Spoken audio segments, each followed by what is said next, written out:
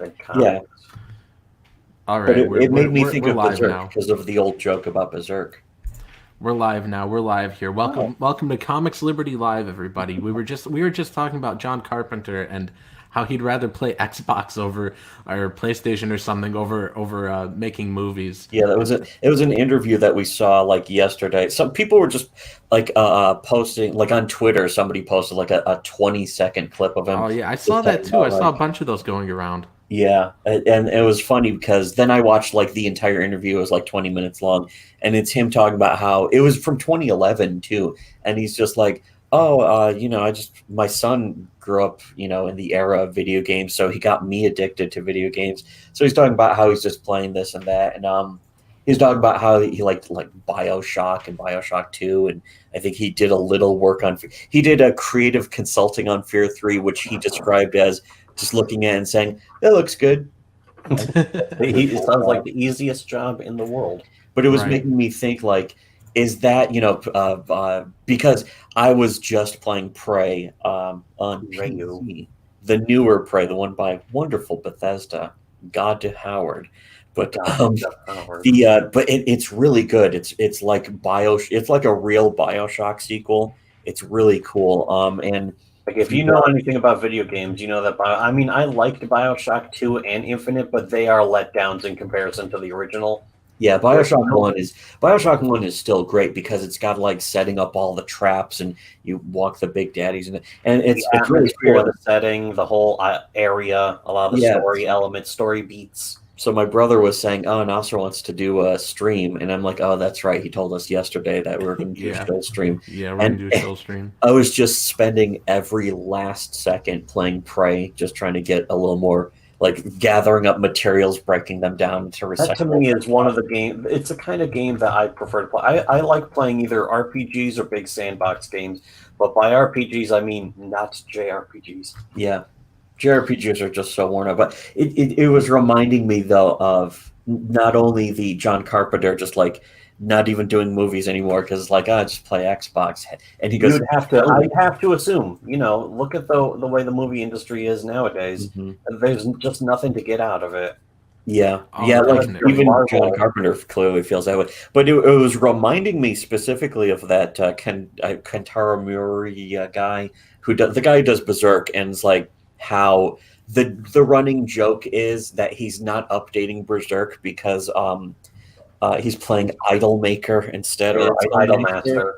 Yeah, which is some kind of like goofy game with like where you dress up like a girls to become popular as Dress idols. up your anime girls so that they can become a part of a singing group. Yes, like the singing group so they can be the cutest anime girls. And it's like he quit drawing Berserk, like rape Holocaust festival Berserk, just to fucking play goofy, cute anime girl game. But like it's the running joke. But the thing is, I don't know if it's actually true or not because it could be. But That's what I hear is that it is.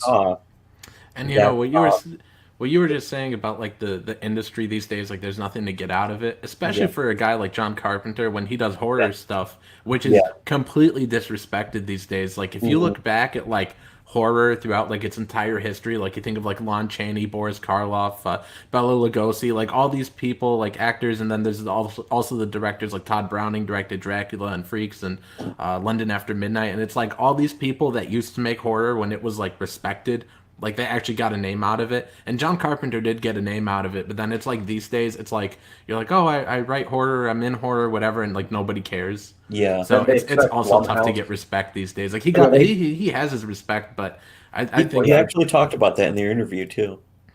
I listened to that interview, but I listened to it like a year ago, so I forget what all he like said in it. Well, But I did see the clip circulating though when he's like, his yesterday. I don't know why it was going around Twitter a lot. Like I saw like 5 different people sharing it when Yeah. he says like, oh yeah, I'd rather just stay home and play video games and watch TV instead of making movies. And Yeah. that's a little sad, but at the same time, like I don't know, it's he understandable. he made his masterpieces and. He's Yeah, probably just that's the thing is that like most people could work their entire lives and not even do one thing equal to like one of John Carpenter's fucking even That's middling also movie. the thing is his movies were very I won't say unpopular, but they didn't make very much money back Oh in the yeah, a day. lot of them bombed at the box office. Like Yeah, the The thing, like when Thing. the thing came out, everyone's like, "Oh, this is so awful! It's a disgrace to the thing from another world. They ruined this classic movie," and then it became a hit like decades later. Yeah, well, it was So like 10 years later, people realized, wait a second, there's really something about this movie that has a quality that you can't get.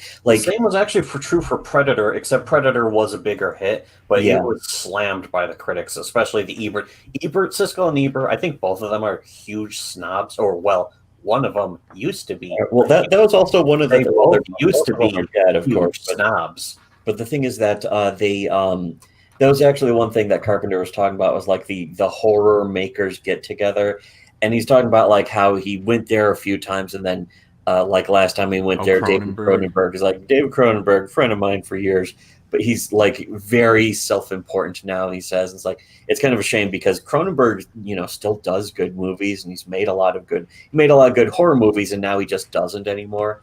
Um, and that's not necessarily a bad thing, but The at the last same thing I time, heard, the last time I even heard Cronenberg's name was Rick and Morty. yeah, that's right. But I that's mean, that's he did also like true. Eastern Promises and that kind of stuff. That was good. He directed A History of Violence. That was a good movie. But did he do that? Yeah, that was his direction. The thing is, the guy who wrote it was they just covered one of his other movies on Best of the Worst about it was called like Infestation or something, and it starred Tom Paris, and there's a bunch of really cheap CGI flies that were infesting people's body. It was just fucking awful. But like the guy after that went on to write A History of Violence. Apparently, I was like, You know what? You okay, know what? You know what also cracks me up about John Carpenter. Maybe not him himself, but like the people that interview him.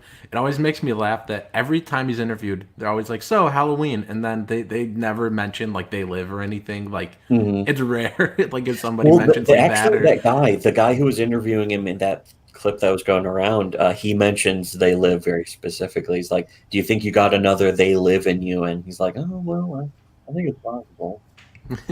yeah, but like They Live, I think was also a bomb at the box office, and so hmm was Big Trouble in Little Yeah. China. I think Well, most that's probably They why Live, he's I so think, bitter. sort of made some money at the time. Like it was considered a decent Well, movie. he also did Christine, and I remember really liking That's Christine right. when I saw it, which was a million years ago. Yeah, But that's one of his oldest movies too, and it's also considered like just a generally Yeah, I good think that's from movie in a like way. 1980, 81 maybe. I think yeah, like right around there. yeah, or 79 something. It was certainly after Halloween, No, I'm sure. Halloween was 79. I think Or was 78. his first movie was like Dark Star, wasn't it? I think so. I think that was something he did in like college or something, and then And it was him and Dan O'Bannon. yeah, and then I think after that, I can't remember if I haven't seen Starman, but I think he might have done Starman Oh 2 yeah, that's right right. before that.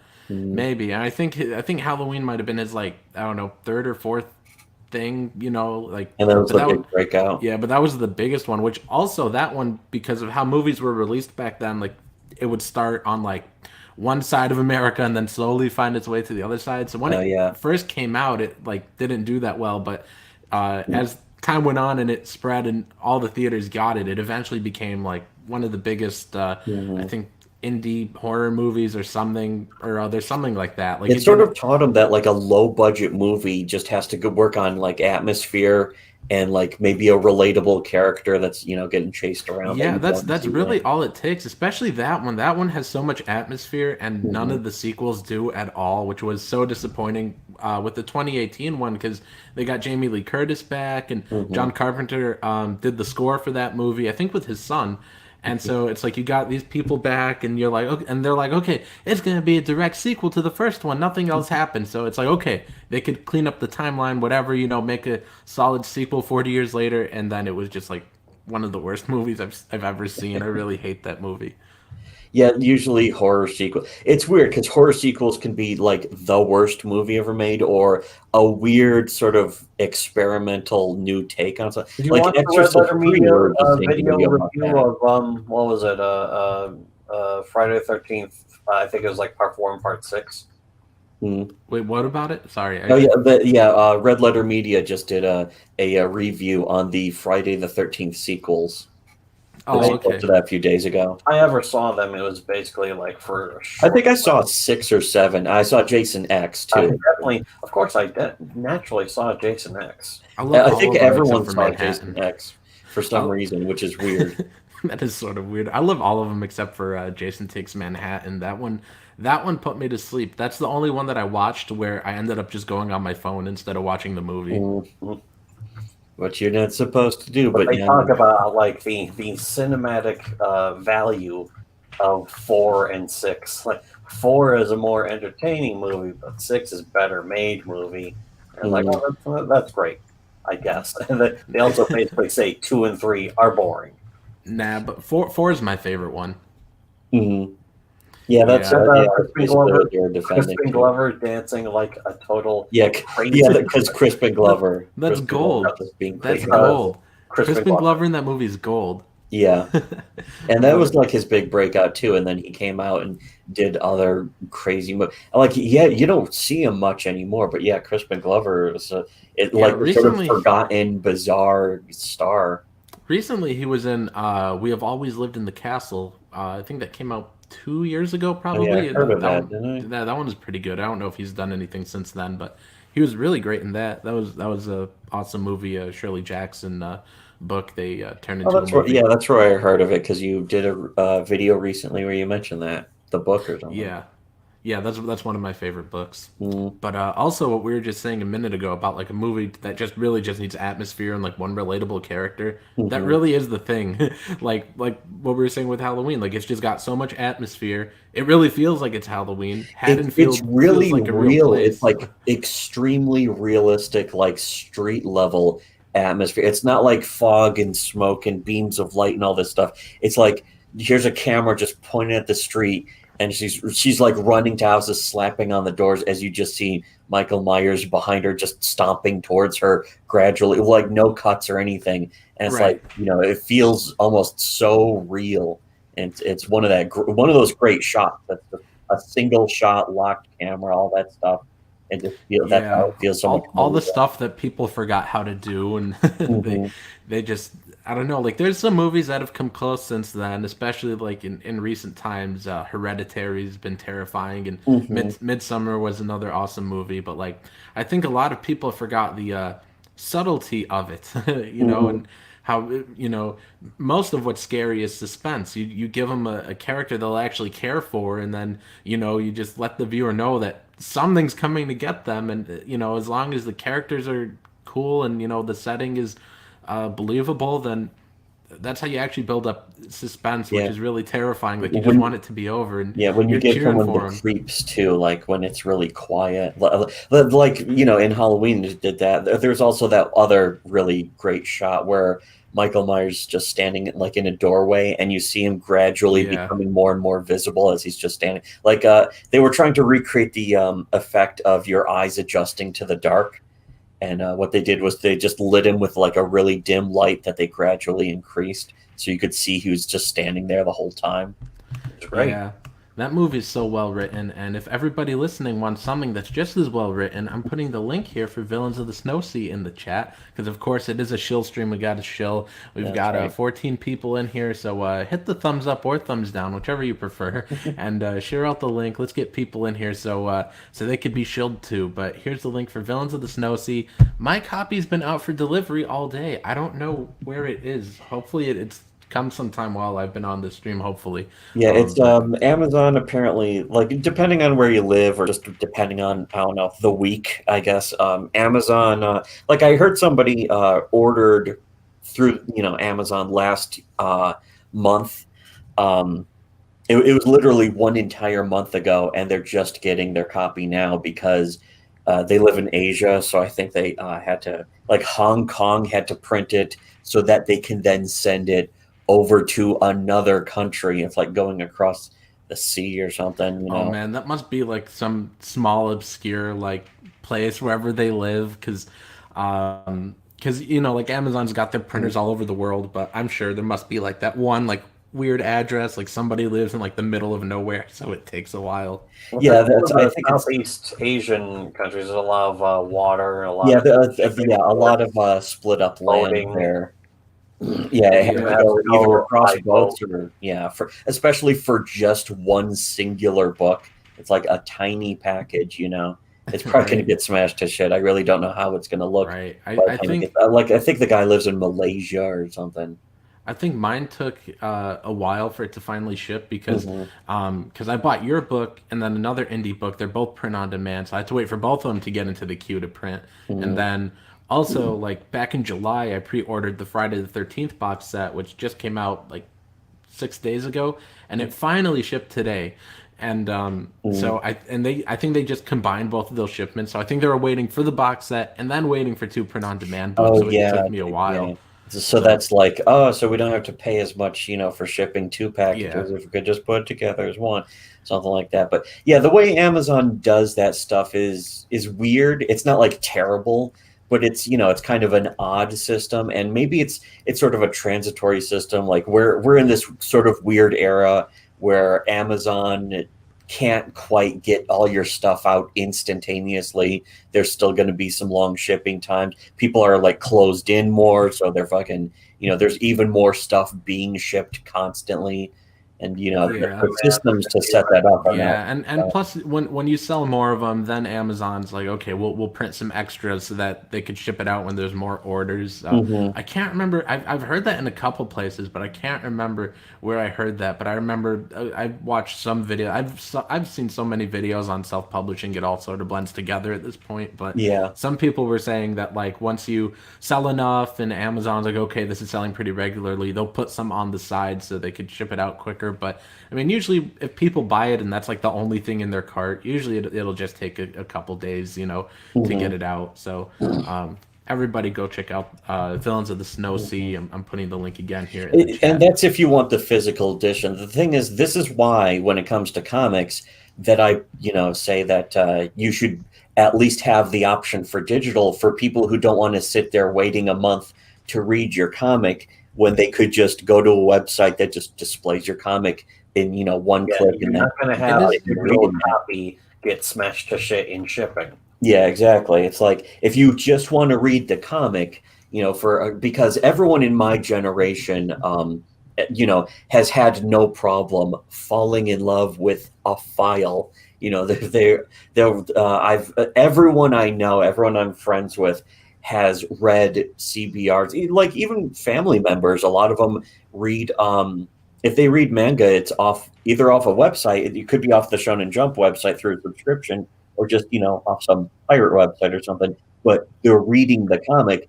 And then a lot of them, like the kids, the nephews and nieces, you know, big fans of My Hero Academia, they may read it off a website, but when they go to the comic store, if they find a physical version of it, they'll go buy it from that. And you know, you can buy My Hero Academia, and all that stuff off comics. Very pro-capital.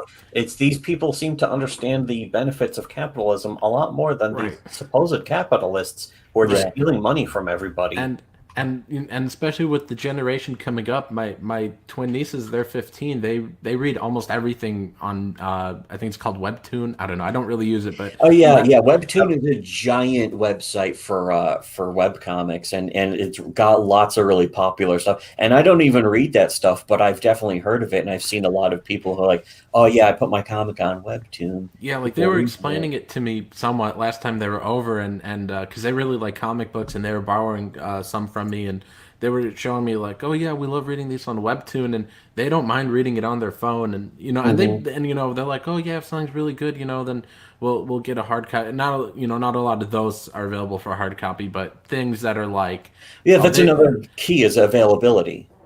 yeah, but there's like a book called I Hate Fairyland. I think Scotty Young draws it. I Mhm. think he writes it too. And that's one that I think they read digital first. I forgot what, probably Comixology or something, and then they bought the physical copy. And Mhm. so it's like the younger generation too is just like that. And there's a lot of people my age that or even older that prefer digital. I'm still really just paper copies because I forget I have it if it's digital. But Yeah, it's hard to like be like, okay, what's the name of the website? What's my login? What's my password? It's like breaking yeah, into your own account again. yeah. But digital is it's best for everybody. Like there's like everybody that's like, oh no, I'm not going to offer digital. It's going to get pirated. Your physical copies will get pirated. They could just put it on a scanner. It makes no Yeah, difference. And more people, more physical comics get pirated than digital comics. I do want right? to make sure people understand because there's a lot of people out there who are deathly afraid of having their, they make a comic and they're afraid of getting it stolen. I remember that in particular from the MC Hammer behind the music. He's trying to make a comeback, and so he's just like going to New York City, seeing all these people like doing tape trading in the streets, and he's like throwing the tapes over, and he's like, "You steal it from me," and it's just like you're. Let's face it, your album's not going to make it. It's just not going to make it on its own. Nobody Or really like cares. or like all the people that are like, I'm not gonna offer digital on my Indiegogo, and they're like, you're gonna make less money that way if you offer digital, but you're gonna make probably relatively the same amount of profit unless you're just not shipping the books. The Yeah, only they're forgetting they seem to just be completely forgetting the entire concept of the overhead. right, which are Most probably especially, people that aren't going to ship out their books. it's Where just they're this. like, no, I need all the money I can, so I don't have to ship it Yeah, out. they do make more money, but then they never release their comic. So it's like, what's the point of even complaining about it at that point? In this Right, era, like this you was can't really afford not to compete. In order to be Mhm, competitive, you have to release a comic book digitally if you're mhm. making a comic at all. That's it. That's the end of it. You right. can't Like fucking I've compete seen if you're trying to make a print comic. Otherwise, you're basically overcharging for like an undervalued and not really quite worth it product. Nobody's gonna spend the money, not unless you're a grifter. We've already seen that.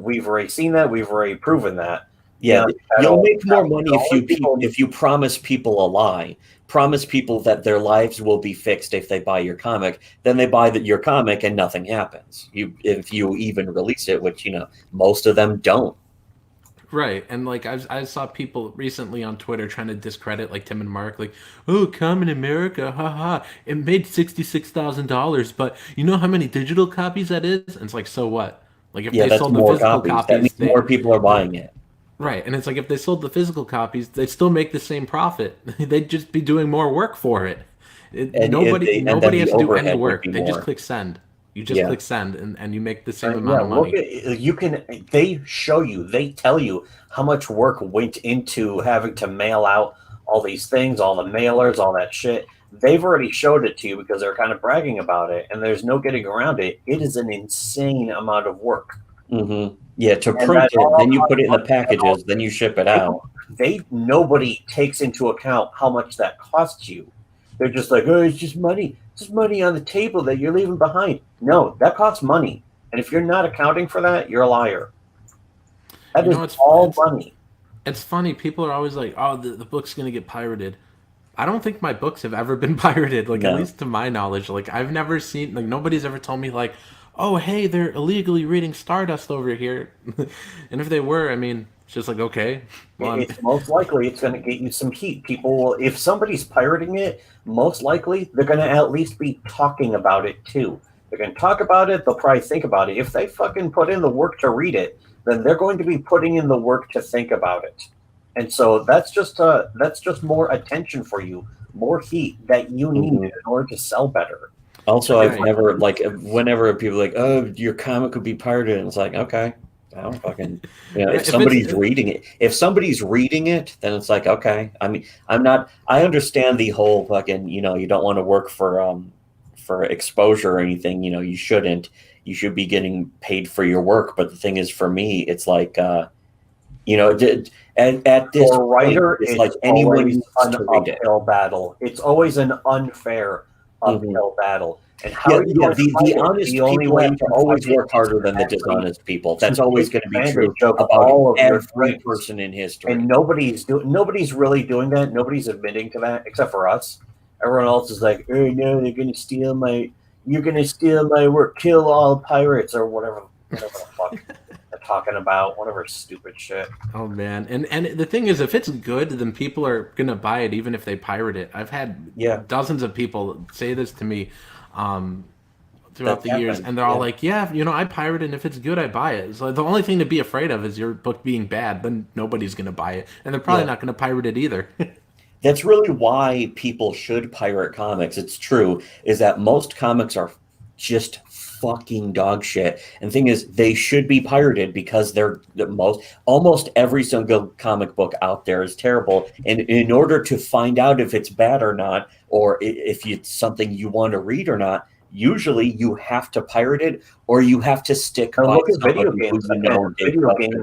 Video games are just they're cake stomping the shit through the entire fucking medium of comics and files guts out. What is it that you can do with video games that you could not ever do with comics? Is rental.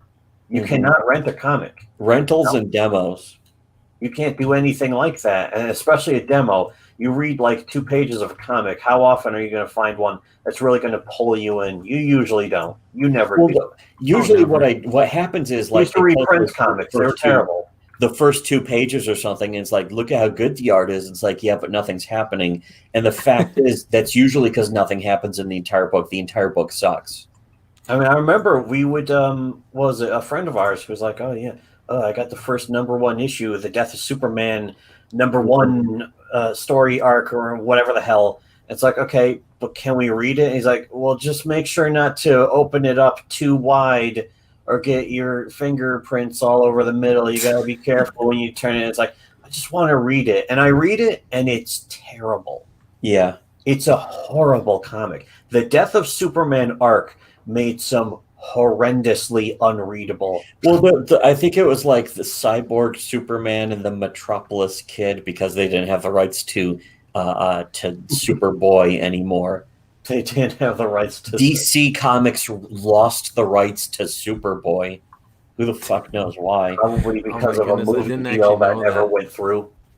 I can't tell you how many times I've seen those Death of Superman and then the Return to Superman comics. Like so many times I just skip over them every time. The ultimate return of Superman Part 5.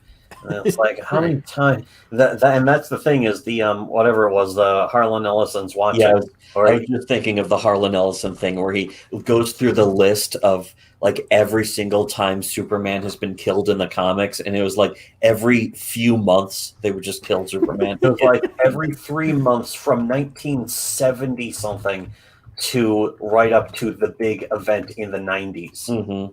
They were killing him 3 times a year, and it's like, well, this means nothing to me anymore. I didn't care that much to begin with. And yet, Harlan Ellison put it so perfectly, though. He was like, they were killing him like 3 times a year. And so what is the word? The word is hype, basically. And you fell for it every time. My God, how gullible you are. Don't you ever learn? And it's like, that's the message that needs to be hammered into comic book fans' heads. It's harsh, but it's also true. They're still just as gullible. You know what surprises me about what you said when you said like the return of Superman Part 5 or whatever? That really surprises me because it means that a comic book writer is able to count to 5. Yeah, that's amazing. I thought that was impossible. 2 editors and a sub editor. They should get a full gold star for that. Yeah, right. Oh man, comic book writers suck. Kaiser Crimson 1 says, I would totally pirate a car if it were possible. He's doing the... you would download a car, would you? Yeah, I would. Yeah, I would. He's doing the cover for Why Comic Book Writers Suck, and I think he said it's going to be done next week. We're actually not going to go ahead with the stick figures, though, because I included some art from my previous comics, and I just thought that if I put stick figures with it, it's kind of going to be really odd to go from like these really nice pages, and then you just get like a doodle. So it's not going to have the stick figures, but it works just fine without him. But he's going to be doing the cover, and he showed me a preview of it. It's not quite done yet, but what he's done so far looks really great. It's really gold. You guys are going to love it. That sounds good. And when that comes out, I'm definitely buying it. I will buy that. Thanks. Yes, I want to buy that. I want to read that. I think that's the way I really want to read it, is when it's finished. Yeah, yeah, it's yeah. I really dig it. I really dig it. I think you guys are gonna like it. I don't want to say too much about it to spoil it for the people listening, but I think everybody's really gonna like that book. It's the definitive book on how to write comics. Believe it or not. Finally, somebody did one. Yeah. Oh man, if only we could show that right now, but we can't. So I'm gonna put the link in the chat for my trilogy, Eternity, so you guys could click there to get it. And I'm gonna get the link copied here for. Yeah, there's Villains of the actually a Snow lot Sea. of upcoming stuff with all of us that's really promising. And it's funny, there's also one thing that I guess was technically upcoming. The announcement had to be upcoming, but it was something that had already been out there that we hadn't.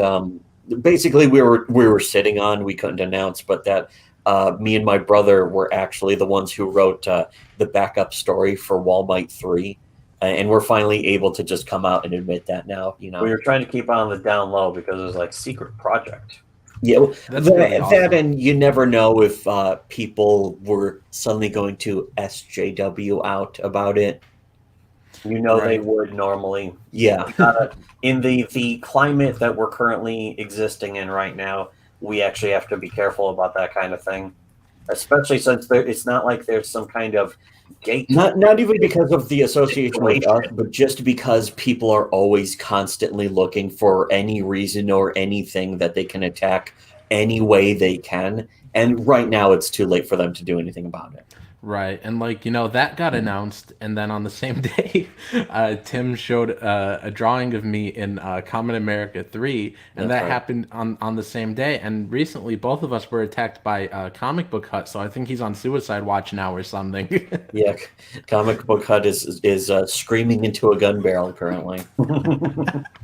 Oh my goodness! But yeah, we got 18 people in here, so guys, hit the thumbs up or thumbs down, whichever you want. Share out the link to the stream and check out our books. I got the links here in the chat. It's also in the description, as well as SWC's Patreon. I think it's patreon.com/smuglaley, but that's down in the description as well if you guys want to support them on Patreon. Yeah, that's just to support us in general, basically. So as we always say, it's to keep the lights on. Yeah, but it is also helping to get comics made now, and which we're putting them out, and Villains of the Snow Sea 2 is coming soon, and also Villains of the Snow Sea #1 will be on Comixology, I think, in the next few days, and I wanted to make sure. Well, one of the other things that That's money, and when you donate to us, here's another thing that the money is going to, which we also did today, was we ordered a hamburger. Yes. So you're keeping us fed. Oh, man. We can still eat because of donations. Yes. Yeah, and if you guys back my Patreon, I'm hoping to put that money towards comics and books, but I don't make quite enough there yet. I make enough on there to put out one book every 25 years. So if I could get some more backers over on Patreon, that'd be cool. That's also down in the description. Yeah, the general support is like that's what at least still helps. Yeah. Like it helps you being able to write, to find some more time sometimes, Yeah, and I think I should also mention I've sold 99 books this year, so whoever buys the next book, I mean, that'll be 100 sales on the year, which would be pretty cool. I'm somewhat close to last year's total. Last year I sold 169 books. Right now I'm at 99, so one more would put us at 100. So I'm only like 69 or 70 sales away from tying last year, which is definitely possible. It'll be tough with 2 months left, but we're pretty close, which is awesome because especially when my first book came out and in the first 5 weeks sold like 50 copies. Like I don't have that exact support anymore, so it's really awesome that we've been able to get really close. Yeah, there's a big difference between having the cult on your side and then Yeah. the cult like pushing lies about you. Yeah, which I think the cult got me. They got me. I don't know, probably like I'd say at least half of those sales last year. So I mean, it's really cool to get all this support and to get up to 99, pushing 100 sales right now, which 169 last year. We're not terribly far off, so that's pretty cool. And hopefully by next year we could beat that. I would love to get up to 200 in a year. 200 in a day would be even better, but we'll take it baby steps. Let's see. Just in novels, that's not really easy either. Yeah, it's really difficult, especially because it's an investment, first of all, and people are like, I'll buy it after I finish this book or something, but then people, they could really buy any book in the world, like they have no reason to buy mine for $10 when they could buy, a Stephen King book for like 8. So it's really awesome when people buy my books. It's a really awesome feeling because they could buy any book in the world, but they bought mine. So I really appreciate that, everybody. Mm. Which is, yeah, again, it's one of the things. It's one of the things you have to struggle with when you're, especially as a writer, any kind of creator nowadays. Yeah, when you're a writer, it's like you have such Especially nowadays. you have Especially so much nowadays, more it makes absolutely no sense that somebody would be like, yeah, there's like 100 years worth of literature or more that I have to compete with. I'm going to handicap myself on purpose because of a niche. I want to fill this very specific, nearly dead niche of print comics. Mhm. And it's like, why? Yeah, it's just kind of weird. I'm gonna catch up a little bit in the chat here. Furious TV says, "Yeah, maybe we ain't making much money, but we deliver something at the very least, not stealing stuff and never giving it at any point." That's also Yeah. true. That's also a great point about not just us, but also Tim and Mark and Doug and typically the John Del Rose, the people that we typically the people that I have around this channel and the SWC had around theirs. Unfortunately, it got taken down. The best channel on YouTube, but the sort of people that we, I guess, hang around with, promote, like, we'll actually put out stuff, even if we. Yeah, that's don't the quite make a lot. criteria. That's really the criteria, is actually getting the books finished and out there, as opposed to just promising people, promising and promising and promising, and then you're taking all this money and then the book's Right. never coming out. People Right. still haven't gotten a certain other book.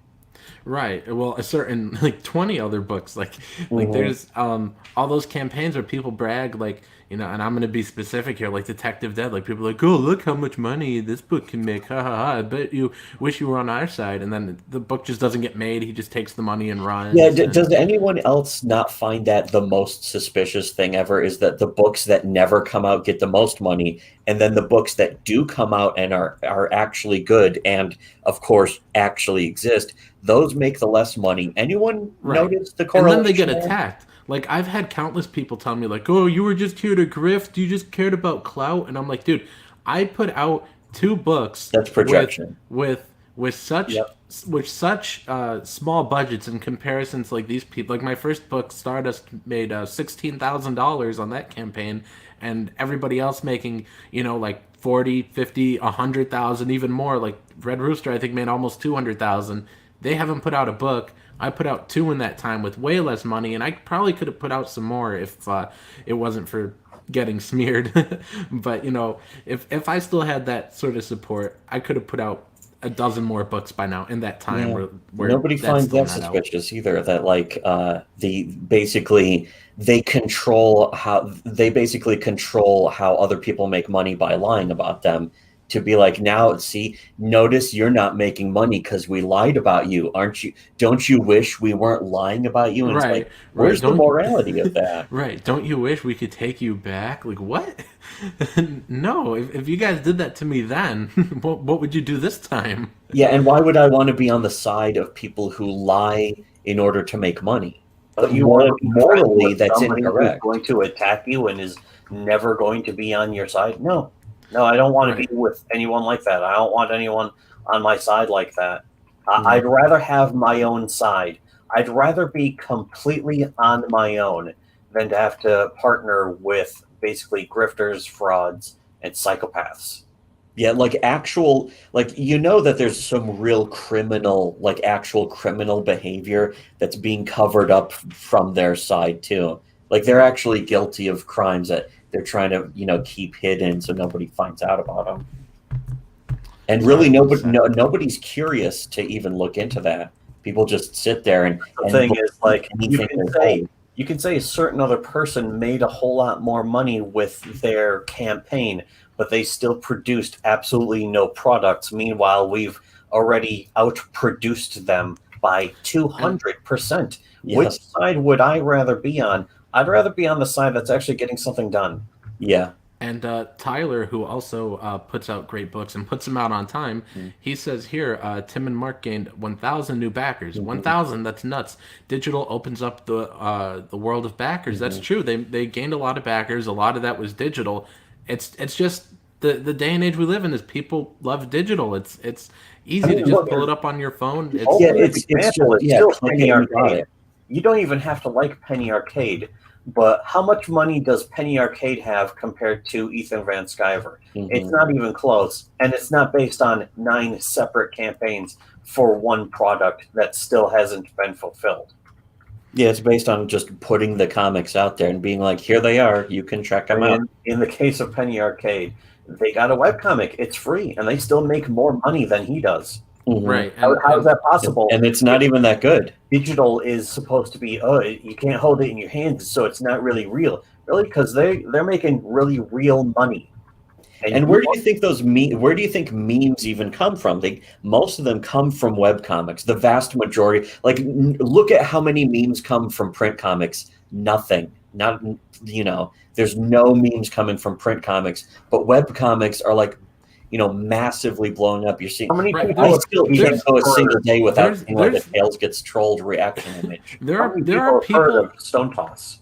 There are people with like 2 million followers. All they do is they just do a random doodle meme every day on Instagram. Like it's not even detailed art. It's just like literally just like stick figures, a vague background, and they just say something funny, and they get like hundreds of thousands of likes and shares and whatever. And like you just said, Stone Toss. I mean, I think he just passed 100,000 followers. And on Twitter, which is a platform that wants him gone too. Right, and I don't really know exactly who he is, but I see his memes here and there, and I think that's really all he does, isn't it? Is he just puts out those memes? No, he's a webcomic guy. He makes a webcomic. Oh, okay. I thought he was just a political meme dude. I just recently followed him because I saw some of those political memes he did, and they made me laugh. He's kind of hard right.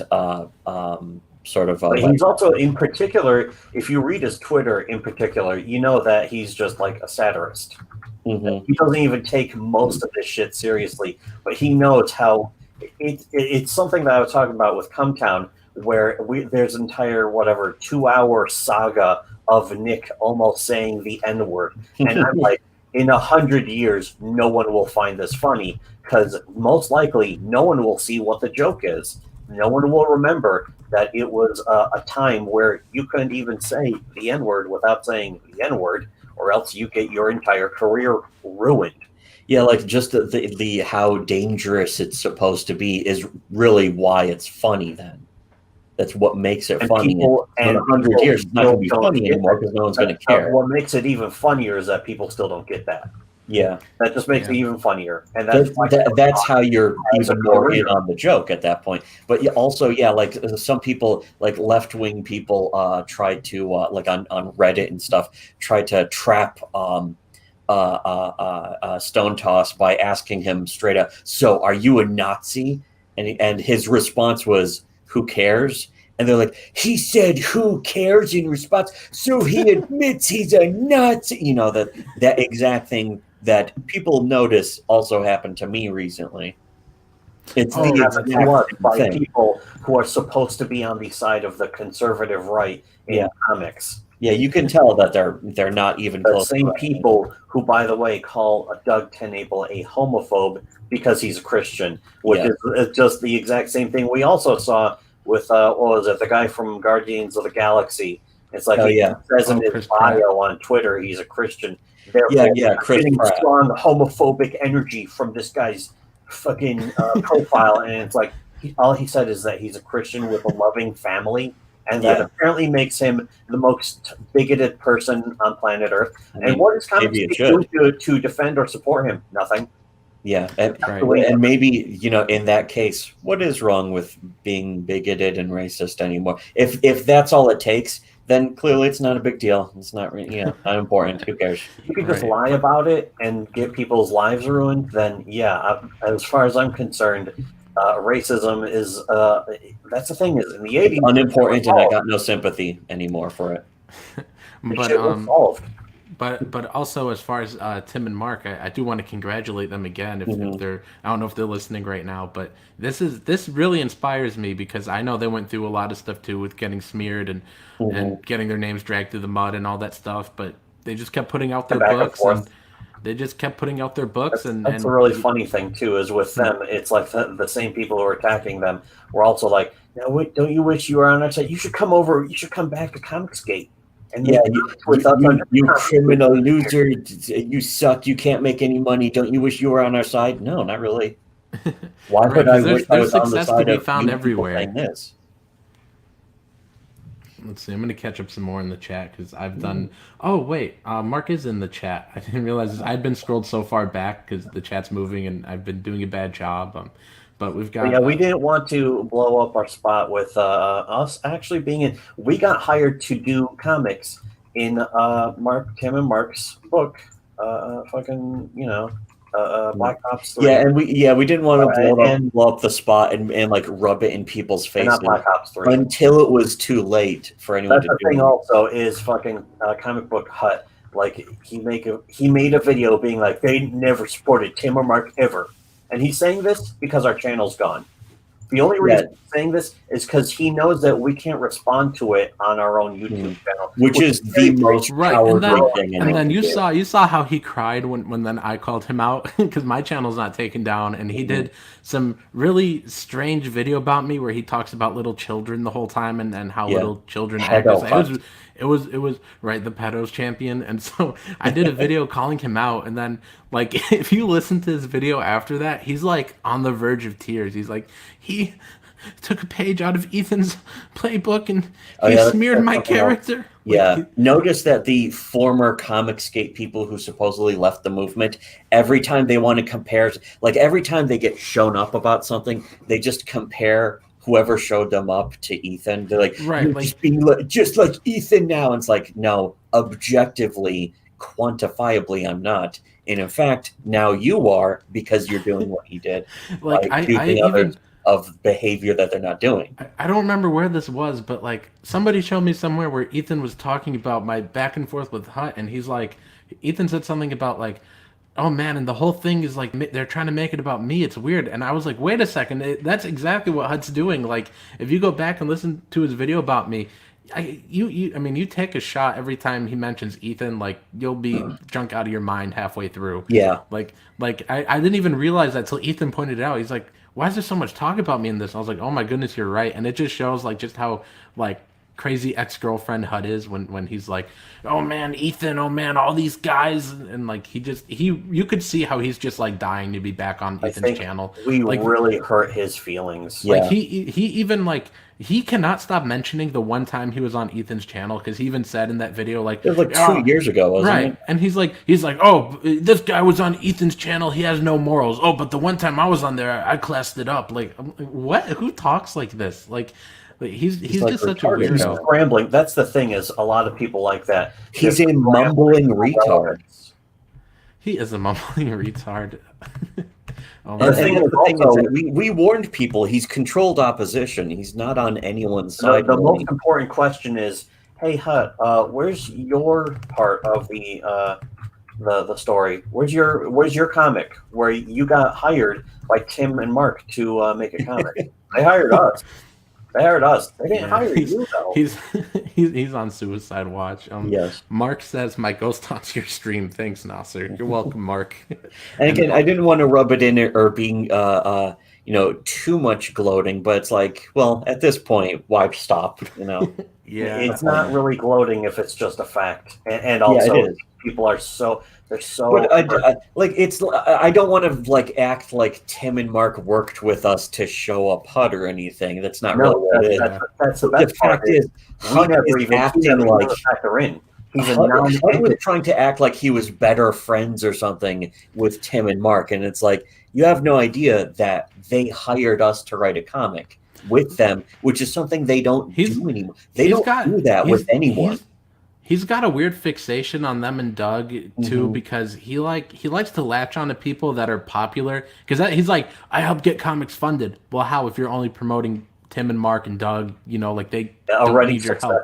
People Right. who He thinks he's an Ethan Van Sciver, where he's like, I'm a tastemaker. I'm, you know, whatever I promote, it starts to succeed. And if I don't promote it, it's bombing. And it's like, that's not even how it works. You're just pretending because, you know, you're, again, you're just another. It's a massively inflated sense of self-importance. And it's easy to do that. Just attach yourself to a lie that people want to believe. Most people want to believe a lie. All you got to do is tell it to them. That's the secret. It's not even hard, and they're still failing at that too. Yeah, you just have to have no moral function. And since Mark's here, or at least since he was here, I don't know if he's still here. I did put the link here for his. I don't think he wants to be involved in this. I don't know. I put the link here for his book, anyways. For his book, They'll Get You. It's on Amazon. It's on Kindle as well. So if you want an ebook, you could get the ebook, or you could get the paper copy, whichever you prefer. But here's it's the link nice to have that option. That's one thing I really like about the Amazon. As much as I don't want to like Amazon, I do really like this system for, you know, authors and creators like us. You can have, here's the digital version that you can read on a tablet or whatever. But if you really want that physical edition, because, you know, it is cool having my own comics as a physical copy, there's that option right there that as long as you get it set up, and, right. And it's so not cool. too hard. It's just really so cool how we could be in control of it all with Amazon, with setting our prices. I mean, there are certain limitations, like they want it to be at least this amount, but it's never anything crazy. You know, they're never like, oh, it needs to be $40. Like you could, you know, there's a limit of what it needs to be, but it's always something affordable. Fealty to fucking Jeff Bezos, or we're not going to print your comic book. Yeah, that's the thing. You don't have to be beholden to a movement. You don't have to be beholden to Amazon as an ethos or anything. Is less evil than Ethan Van Sciver. Yes, that is really amazing. I didn't think that was possible. I didn't think that was possible. And I think this is something we also discussed on a previous stream of ours. We probably did like last month or the month before. But there's also a lot of things sort of untested with self-publishing on Amazon, because it's still pretty new. And for those of, I mean, and mostly it's for regular books. It's usually people, at least most people, don't usually self-publish their comics on Amazon, but that's something you can do, and that's something where like a lot of the sort of release methods or what you want to do is sort of untested, like with regular books. And this is something I want to try soon. A lot of people will release one book a month because of the algorithm, blah blah blah, and it sort of keeps it popping back up to the top. And if somebody sees book 3, they're going to go back and check book 1. And there's different strategies with books. And I think a lot of that hasn't really been tested with comics. And yeah, you know, that's interesting to release like an episodic series, just sort of partitioned out like on a regular basis. There's a lot of people out there, they don't need to use Amazon because they don't need to print it all. Again, they could just do it all digitally, and they do.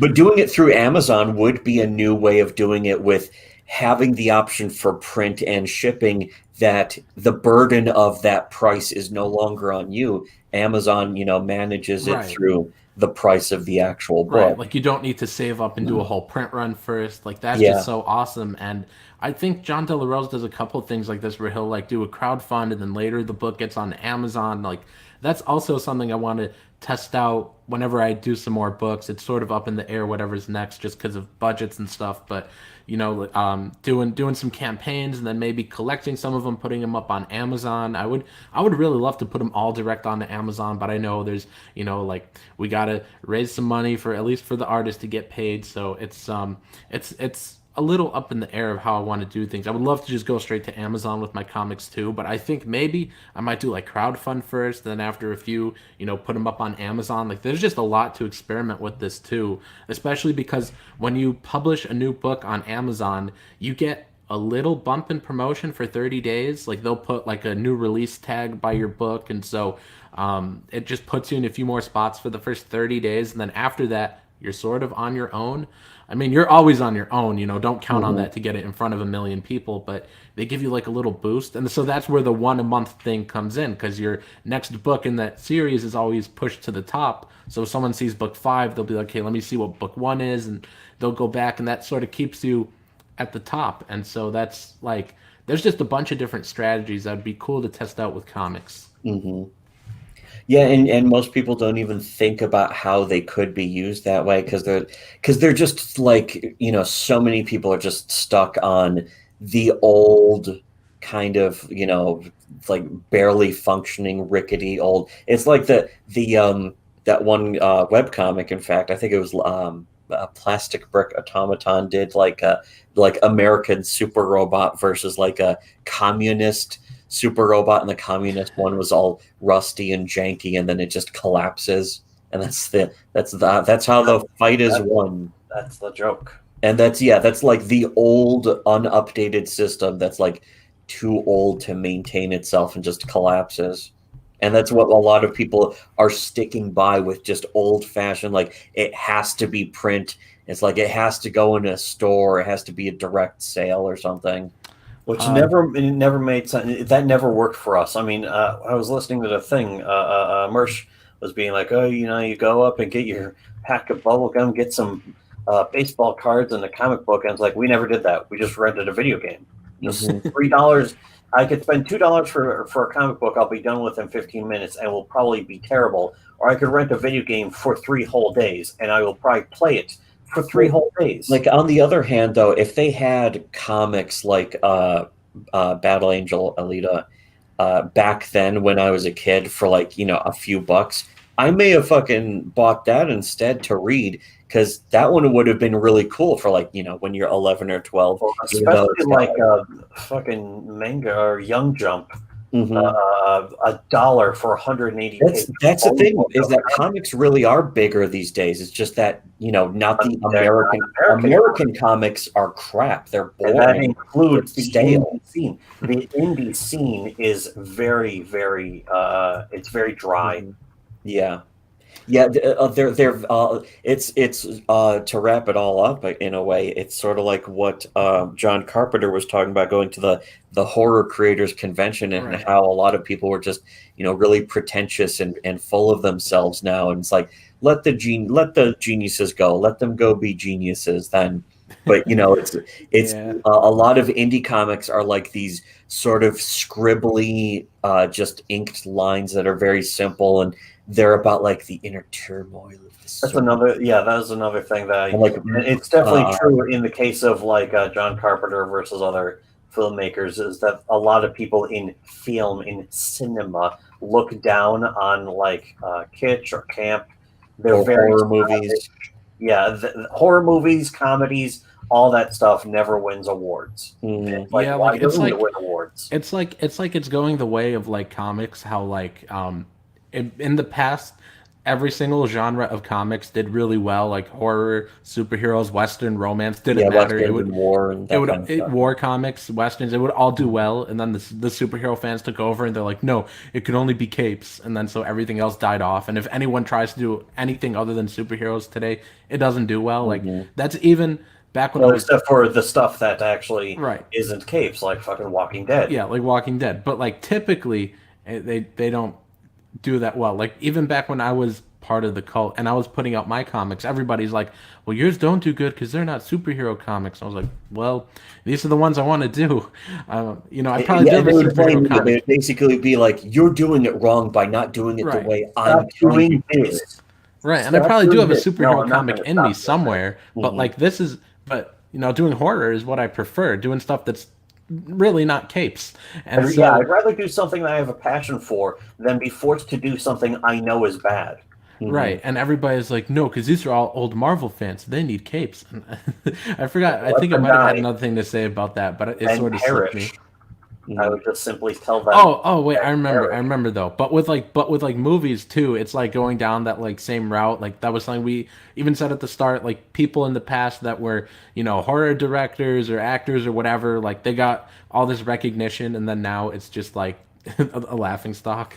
Yeah, well, it's like a lot of Blumhouse movies too. So that the actual horror medium is kind of in a way, that was one of the things that the big lesson that Halloween originally taught people was like, look how tiny the budget is. It was like, you know, that was another big change. One of the other big changes from that era, the 1970s, was movies basically made more independent and auteur driven as opposed to the big studio system. Westerns and musicals, that was like almost every single movie in the 60s was either a Western or a musical. And finally that changed in the 70s.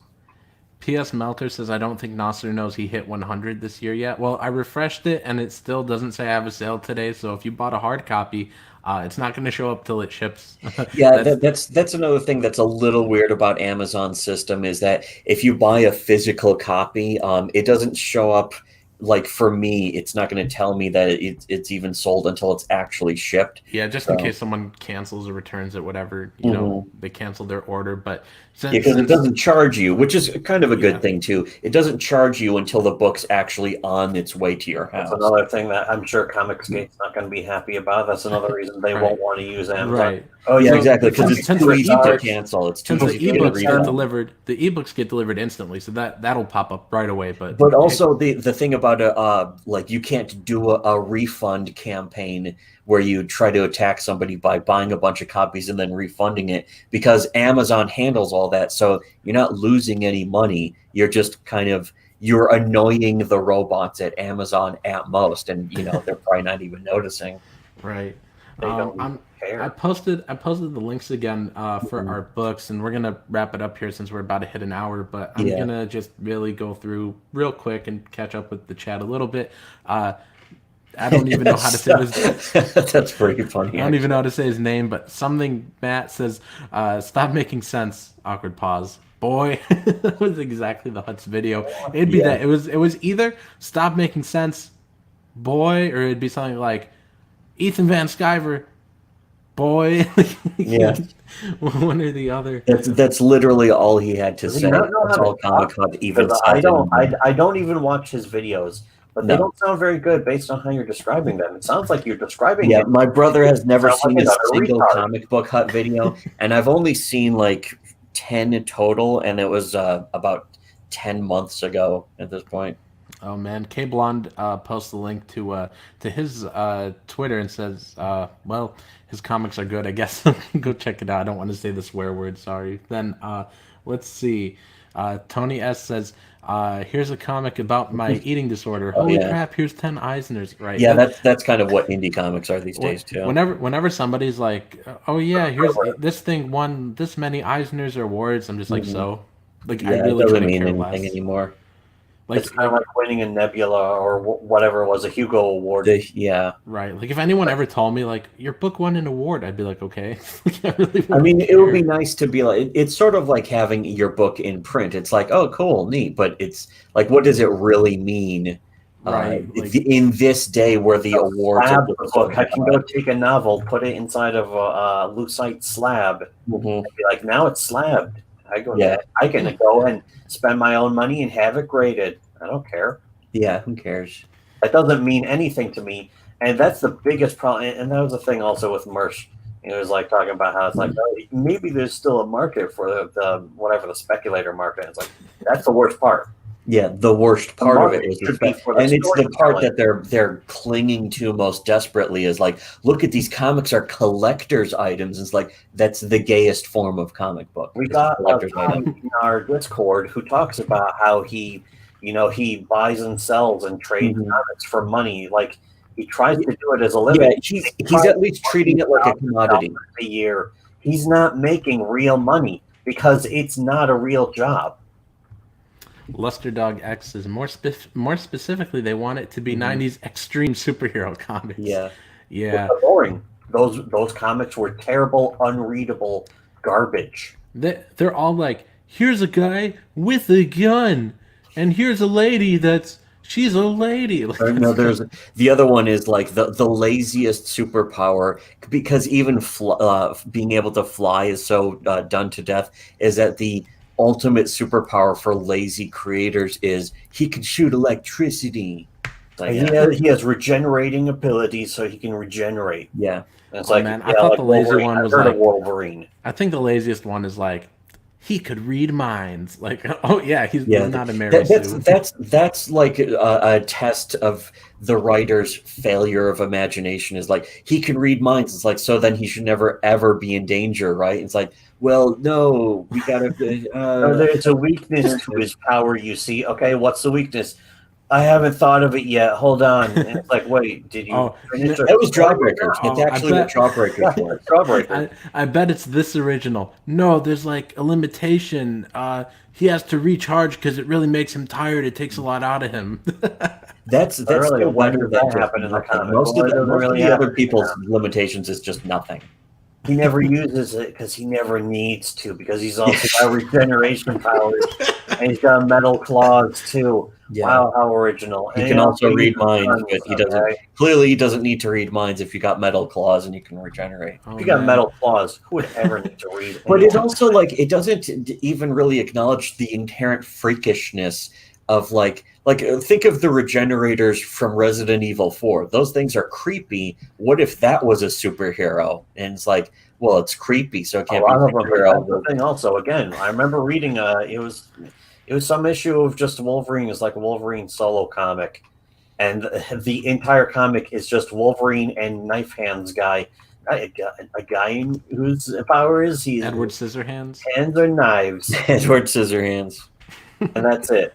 And that's the whole comic. And it's like this is Wasn't it? No, it was his kind brother of upsetting, Sabretooth, right? It's kind of bothersome. Sabretooth is locked up in a basement and his hands are like in these giant metal containers or something. And then he just busts out of them and it's like, so okay, that wasn't fine. That was Right, and this is how lazy they are too. Is like that doesn't happen till like the last page. Like that should be the thing that happens by like page 2, page 3 at minimum. They just pad out the entire book because they want the book to end on a cliffhanger. Welfare. Just so you have to buy the next one. That's also a sign of a bad writer. Not if it ends on a cliffhanger, but if every single issue ends on a cliffhanger. Like if the first one does, that's fine. Second one does, then I get a little worried. And if they're still doing it by the third one, I just drop it. Because like cliffhangers only happen when like you just put the most interesting thing in the episode at the end. Yeah, when you just pad everything, make everything take way longer. More in a comic, that's easier because you just splash page everything. Right. But not to get too derailed here because I know we're about to end soon. Yeah. But Tony S is still waiting for the second part of Nurkish's review on that comic about the smelly art student girl who won't shave her legs. That had me almost throwing up. That was Oh yeah, that was gold. it's like I want to watch a Nurkish video while eating, and then it's like, oh, I can't eat. I can't. Oh, man. It's kind of like watching. Yeah. Kate Blond posts, I did multiple genres for my comic and then post a link there. So go check that out, everybody. P.S. Melter says he bought Eternity. Thank you very much, Melter. Yeah, it won't show up for like a few days on your thing. But thank you so much, dude. That's 100 though. Oh, yeah. And VM Reese says, HUD is crazy, but his interviews. That's some kind of that must be some kind of meme or something, because I've seen other people say that and spell it specifically as interviews. I don't know what that is. I don't know. I'm sure they're not. Here's the thing, though. I'm putting this on whoever says that. He's not good at that. No, everyone knows he's shit. He's good at that. His reviews are great. That's not an argument. No. That doesn't mean anything. He does a really good job with X. No, he doesn't. You have just as much reason not to listen to my opinion as I do not to listen to yours. But you're the one trying to convince me of something. Yeah, well, I think that's part of the thing, is that he's terrible at it. But it's like, if somebody's actually good at like reviewing or interviewing, you can point. It's quantifiable. You like with our reviews, you could actually point to the parts where we point to here. Here's the part where they do this. The actual critique, actual analysis. Unlike with most of these guys, that they point to like, I don't know, Miss Marvel. They're like, she looks ugly, like she has short hair. I don't care. Yeah, a lot of guys like short hair. That's not a big deal. Move on. Get on with your lives. Yeah, if you're concerned about something real to at least complain. Ruined Miss Marvel. I don't know who that is. Yeah, do you mean the guy who says Shazam and he turns into an adult? That's not Miss Marvel. That's a dude. What are you talking about? Right. But yeah. Also, Hut is Hut really great at doing anything, because so far the only thing I know about him is that he lies about us. So as far as I'm concerned, if you say he's great, you're also suspect. You're sus. But no, that's the thing, is that which is a slur now. It's a gay slur now. Yes, and we mean it as a slur. You're under homo sus. Yes. All All right, I'm putting the links one last time here. There's Villains of the Snow Sea right there. I'm a little lazy today. I want to go take a nap now. I was cooked. I got pretty drunk yesterday. I got pretty drunk yesterday and had a really good time. And a really good time. We did a chat with Vicky. It was great. All right, guys. So everybody, check out our links right here. Here are the links to our books. They're also down in the description. You can check out our books there or in the chat, and you can check out our Patreons, which are also down in the description. And check out Walmart 3. That features a story by us. Specifically, Walmart 3, the best Walmart of all. Walmart 3, specifically the final story. Yes. Vic King says 90s had some of the greatest books, even amid a lot of knockoff crap. Well, it probably horror books or right. It probably wasn't the superhero books. No. Yeah, which would be none of the comics. Here's the thing: is that the best superhero books just about are the Garth Ennis Punisher Max run, which was from the 90s. That's from the 2000s. Well, there was one decent superhero book, although I didn't finish reading it. Savage Dragon. I read the first 3 volumes. That's actually solid. Yeah, I heard Savage Dragon wasn't bad at the beginning. I didn't like people are saying, "Oh, it really fell off," and it's like I don't really know. And it's like okay, well, that's just what I hear. But anyways, I have no idea. Anyways, before we get derailed, check out our books in the chat. Check out our guys. books more than any '90s comics. Right. You should be checking out our books. Yeah, definitely. Anyways, guys, peace. See ya. Peace out.